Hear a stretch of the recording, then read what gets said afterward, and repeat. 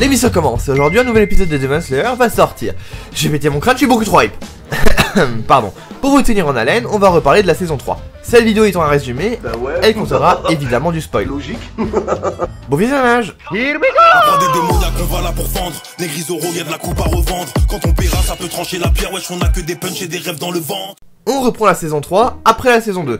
J'ai envie de dire logique, mais bref, vous avez compris. Après le combat contre Daki et Gyutaro, nos main characters étaient un petit peu en PLS, pour ne pas dire carrément dans le coma. J'ai même pas essayé de comprendre comment ils font pour les maintenir en vie alors qu'ils sont encore à une époque où ils se battent avec des sabres. Parce que bon, c'est de la fiction. Par contre, il va vraiment falloir m'expliquer comment est-ce que Tanjiro peut marcher, courir, s'entraîner comme s'il avait jamais rien eu, juste après le coma. Ouais, la réhabilitation, lui, il en a rien carré. Hein. Bref, il va réaliser que son sabre est cassé, du coup, il va se rendre au village des forgerons. En gros, c'est un village secret, ils ont tout un système pour que personne ne connaisse son emplacement. Parce que bon, c'est un petit peu là où sont créées toutes leurs armes. Disons que si ça se savait, ça serait un petit peu l'équivalent de poster les codes de la bombe atomique sur Twitter. Fuck you, bitch. Donc évidemment, aucun démon ne peut s'y rendre. Maître Muzan, j'ai peut-être une piste par rapport au fameux licorice bleu que vous recherchez depuis tant d'années. Cela pourrait se trouver au village des forgerons. Excellent, rends-toi sur place avec Antengu immédiatement. Mais non, mais pourquoi moi? Hey les gars, je pourrais venir avec vous? Les gars? Oh, elles sont déjà parties, quel dommage. Un peu plus tard au village des forgerons. I put a spell on you. Ah, il est l'heure d'aller se faire enculer. Tanjiro va alors se rendre aux sources chaudes du village pour se détendre, quand soudain... Ah oui, On y va. Hop hop hop hop hop, oula oula, qu'est-ce qui est en train de se passer là? Ne serait-ce pas là du fanservice?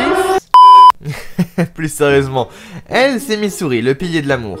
Et si elle vient de sortir des bancs en courant, c'est parce qu'un mec l'a ignoré.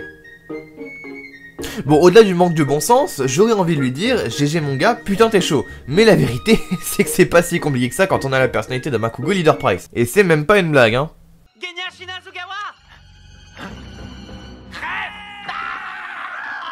Bon, lui c'est Ganya, et on l'avait déjà vu dans la saison 1. Il était ressorti vivant de l'entraînement des piliers. Ouais, souvenez-vous, ils étaient 4 sur une cinquantaine. Combien? Bref, plus tard, Missouri va lui parler d'une arme secrète permettant de devenir plus fort qui serait cachée dans le village. En cherchant, Tanjiro va tomber sur un autre pilier, celui de la brume, Tokito Muechero, en train de bully un gosse littéralement. C'est mal à la tête. Bon, comme dirait Retake, hein, c'est le Japon de l'avant-guerre, c'est une autre époque.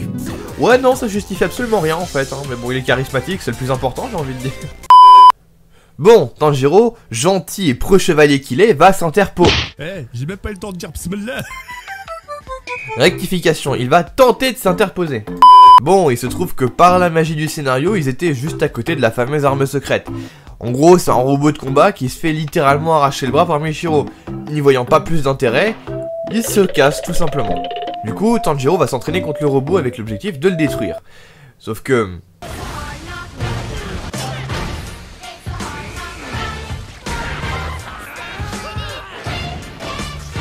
Putain, j'adore faire des montages avec les personnages qui se font éclater. Bref, après un long entraînement, il va finir par en venir à bout, et trouve à l'intérieur un sabre millénaire détenant un grand pouvoir uniperrouillé. C'est tout. Voilà. Bon, vous verrez plus tard qu'elle ne servira pas à rien, mais bon, c'était quand même un petit peu décevant. Il y a quand même le forgeron de Tanjiro, Aganeska, qui va récupérer le katana pour le réparer.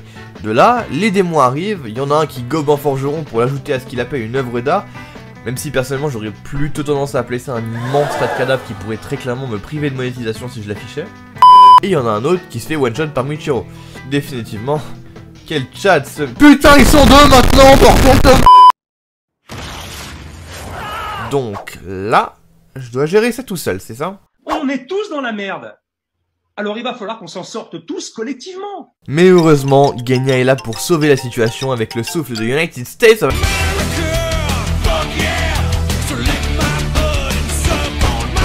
Oui non, parce que vous êtes bien stylé avec vos katanas colorés. Mais la vérité c'est qu'un bon coup de space 12 dans les dents ça fonctionne mieux que... Non mais vous allez arrêter de me casser les couilles avec vos retournements de situation. Pendant ce temps, chez Muichiro, vous avez pas bientôt fini avec vos devoirs? Non mais vous allez arrêter de me focus, bordel! Et merde. Blair. Bon, du côté d'Antengu, l'autre démon, Tanjiro, Nezuko et Genya reprennent un petit peu l'avantage, tant bien que mal, et disons que ça plaît pas trop à notre cher démon. Sauf que là, c'est important de préciser comment il fonctionne. En gros, il peut se diviser en 5 morceaux, il y a son noyau, faiblard et peureux de fou, et les 4 plus forts qui ont tous un pouvoir différent. À un moment, les 4 fusionnent et ils enferment le plus faible à l'intérieur d'un gros dragon en bois à plusieurs têtes. Et disons que cette fusion...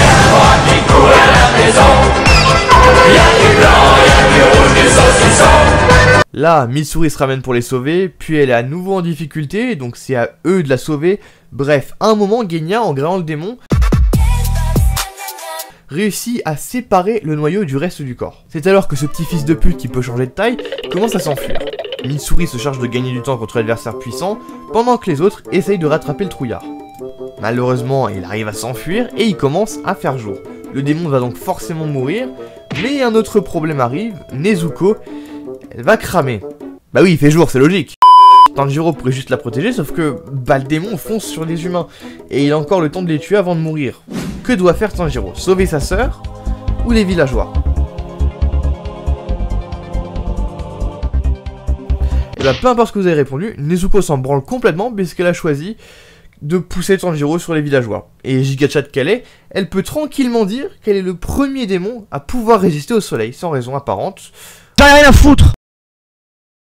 Bon voilà, j'espère que ce petit résumé un petit peu humoristique de la saison 3 de Demon Slayer vous aura plu. Personnellement, j'ai bien kiffé l'affaire parce que ça change un petit peu du concept habituel. J'ai essayé de davantage accentuer le côté humour que... alors que d'habitude c'est plus sérieux, un résumé où j'essaie de faire le lien avec autre chose. Évidemment, je lâcherai pas cette base-là même du concept, mais je vais petit à petit m'orienter sur autre chose. Enfin bref, c'était Mr. Flip Guys, pour vous servir. Au revoir. There's a cool cat in town, never settle down. She loves chasing the dogs around. There's a new kid around, and she knows she is bound to be the leader of the whole rat pack, and she won't wait for the return of the Mac.